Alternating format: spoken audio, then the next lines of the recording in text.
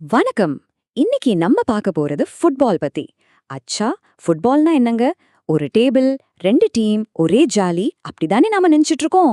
ஆனா அந்த சின்ன விளையாட்டுக்குள்ள நம்ம மூளை வளர்ச்சிக்கு, நம்ம குடும்ப உறவுகளுக்கு, ஏன் நம்ம மனசுக்கு கூட அவ்ளோ நன்மைகள் ஒளிஞ்சிருக்குன்னு சொன்னா நம்புவீங்களா? வாங்க, அதெல்லாம் என்னன்னு கொஞ்சம் டீட்டெயிலா பார்க்கலாம். யோசிச்சு பாருங்களேன். ஒரே ஒரு உள்ளரங்க விளையாட்டு, அது நம்ம கவனத்தை அதிகப்படுத்தும், குடும்பத்தை ஒன்னா சேர்க்கும், அப்புறம் சந்தோஷத்தையும் கொடுக்கும். இதெல்லாம் சாத்தியமா? முடியுமா? கண்டிப்பா முடியும். எப்படின்னு தான் நம்ம பார்க்க போறோம். நம்ம எல்லாருக்குமே ஃபுட்பால்னா என்னன்னு தெரியும். ஃப்ரெண்ட்ஸ் கூட இல்ல ஃபேமிலி கூட ஜாலியா விளையாடுற ஒரு சூப்பரான விறுவிறுப்பான விளையாட்டு. அந்த டேபிள் முன்னாடி நின்னு கத்திக்கிட்டு சிரிச்சுக்கிட்டு விளையாடுற அந்த ஒரு மொமெண்டே தனிதான் இல்லையா? பொதுவா இது ஒரு டைம் பாஸ் கேம் தான் நம்ம பார்க்கறோம். ஆனா ஒரு நிமிஷம், நாம சாதாரணமா நினைக்கிற இந்த டேபிள் கேம்ல நம்ம வளர்ச்சிக்கும் ஆரோக்கியத்துக்கும் தேவையான ஒரு பெரிய திறவுகோலே இருக்குன்னா? ஆமாங்க, அந்த திறவுகோலை வச்சுதான் நாம இப்போ சில ஆச்சரியமான விஷயங்களை தெரிஞ்சுக்க போறோம். சரி, முதல்ல நம்ம வீட்டு குட்டீஸ்ல இருந்து ஆரம்பிக்கலாம். இந்த விளையாட்டு வெறும் பொழுதுபோக்கு மட்டும் இல்ல, சின்ன பசங்களுக்கு இது எவ்ளோ பெரிய விஷயத்த கத்துக் கொடுக்குதுன்னு பாருங்க. பாருங்களேன், இந்த விளையாட்டு அவ்ளோ ஃபாஸ்டா இருக்கும். அந்த வேகத்துல கவனக்குறைவுக்கு இடமே இல்ல. சோ பசங்களோட கவனம் சிதறாம ஒரே இடத்துல இருக்க இது ரொம்ப உதவுது. அப்புறம் கண்ணும் கையும் ஒரே நேரத்துல வேலை செய்யணும். அந்த பால் எங்க போகுதுன்னு பார்த்து டக்குன்னு அடிக்கணும் இல்லையா?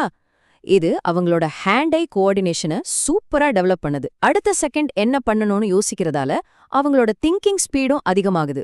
முக்கியமா ஜெயிக்கிறோமோ தோக்குறோமோ நேர்மையா விளையாடணுங்கிற ஸ்போர்ட்ஸ்மேன்ஷிப்பையும் இது சொல்லிக் கொடுக்குது. ஓகே, பசங்களோட ஸ்கில்ஸ் பத்தி பார்த்தாச்சு. இப்போ இது எப்படி ஒரு முழு குடும்பத்தையும் ஒன்னா இணைக்குதுங்கிற மேஜிக்க பார்க்கலாம். இந்த ஒரு வரியே போதும். இது உறவுகளை வலுப்படுத்தும் ஒரு அனுபவமா மாறுது. அப்பா, அம்மா, குழந்தைங்கன்னு எல்லாரும் சேர்ந்து விளையாடும்போது அது வெறும் கேம் இல்லைங்க, அது ஒரு செலிப்ரேஷன். அந்த நேரத்துல உருவாகிற பாண்டிங் அது ரொம்ப ஸ்பெஷல். சரி, அது எப்படின்னு கேக்குறீங்களா? குடும்பமே ஒன்னா சேர்ந்து விளையாடும்போது ஒரு டீம் ஸ்பிரிட் வருது பாருங்க. அதுதான் குடும்ப ஒற்றுமை. அங்க சிரிப்பு இருக்கும், சந்தோஷம் இருக்கும், ஒரு நல்ல கம்யூனிகேஷன் இருக்கும். ஒரு சின்ன போட்டி இருந்தாலும் அது ஒரு பாசிட்டிவான போட்டி மனப்பான்மையை உருவாக்குது. சரி, குழந்தைங்க, குடும்பம் இதெல்லாம் ஓகே. இப்போ நமக்காக, அதாவது பெரியவங்களுக்கு இதுல என்ன இருக்கு?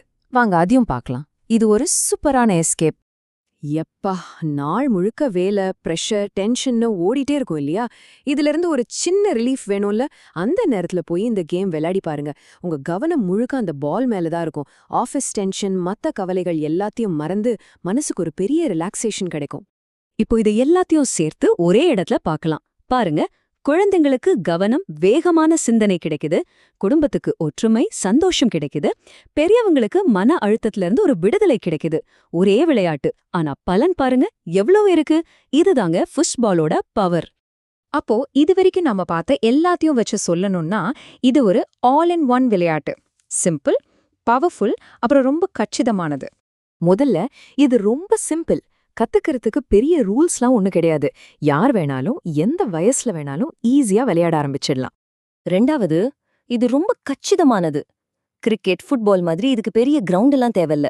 வீட்ல ஒரு சின்ன இடம் இருந்தா போதும், செட் பண்ணி விளையாட ஆரம்பிச்சிடலாம். மூணாவது ரொம்ப முக்கியமானது, இது அவ்ளோ ஜாலியான ஒரு விளையாட்டு.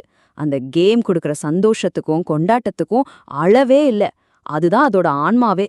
கடைசியா சொல்ல போனா, இது ரொம்ப ஆரோக்கியமானது.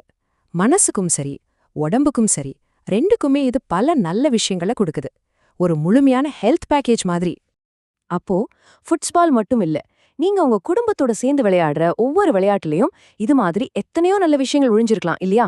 அடுத்த முறை விளையாடும் போது அதையும் கொஞ்சம் யோசிச்சு பாருங்க. மீண்டும் சந்திப்போம்.